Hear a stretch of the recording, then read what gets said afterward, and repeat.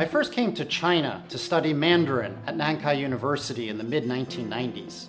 At that time, if I wanted to visit the Forbidden City or eat Peking duck at Chenzhoude, it would take 3 hours to get to Beijing by train from Tianjin. But today, it only takes 30 minutes by high-speed rail. For the 23 years I've lived here, China has focused on infrastructure and innovation. One big driver is investment in high-speed rail. China has already built 35,000 kilometers of high-speed rail connecting 100 cities. There are more than 100 cities in China with a population of over 1 million. Now, China has just announced that it plans to increase the total railway mileage by a third in the next 15 years, from 140,000 kilometers to 200,000 total kilometers. Now let's compare infrastructure spending between China and Japan. Japan has also invested heavily in high-speed rail to offset the economic stagnation of the 1980s after the Plaza Accord was signed. However, many of these trains connect big cities, such as Tokyo, to tiny villages with only 2,000 people. Thus are wasted white elephant spending, as very few passengers take the trains. By contrast, China has focused on connecting major cities to improve economic efficiency.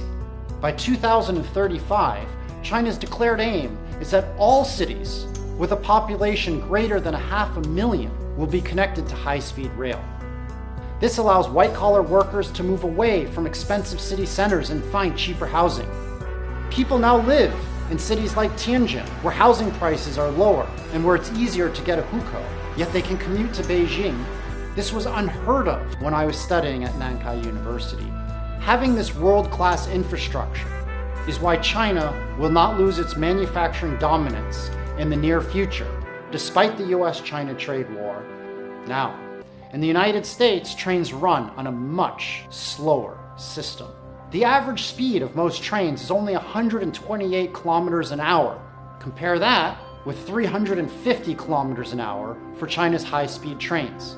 Amtrak's Acela Express is in the middle of a $2.4 billion investment in infrastructure upgrading, but their high speed will only be 257 kilometers an hour.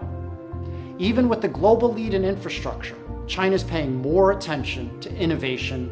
China has announced plans to develop a maglev train capable of reaching a speed of 600 kilometers an hour, with the goal of reducing the time between Beijing and Shanghai from the current 5.5 hours to only 3.5 hours.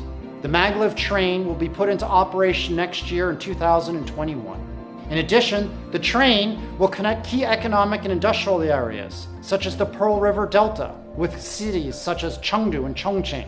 This is going to create more economic opportunities throughout the entire country. In contrast, infrastructure spending in the United States has been plagued by significant delays and cost overruns. Now, I was born in New Hampshire, near the debacle called the Big Dig in Boston. Planning started in 1982. Construction finally started in 1991, but it didn't officially conclude until 2007. It took 25 years for the project to start to end, and there was a cost overrun of 190%. Moreover, they're still making significant adjustments and fixes to key roads and bridges, such as the Leonard P. Zachin Bunker Hill Memorial Bridge, which has some of the worst traffic in the United States.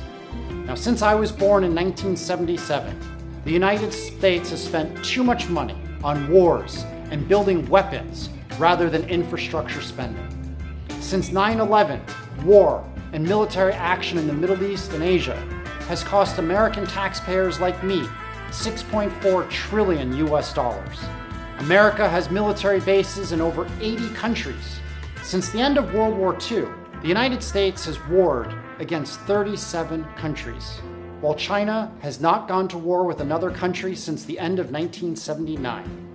Now, President Trump proposed that the U.S. Department of Defense's budget to Congress in fiscal year 2021 will be $705.4 billion US, while China's is only $178.6 billion. It would be great if the United States could learn from China and focus on infrastructure innovation instead of focusing spending efforts on war. Just imagine how better off my fellow Americans and I would be if the US focused not on conflict, but instead on connection.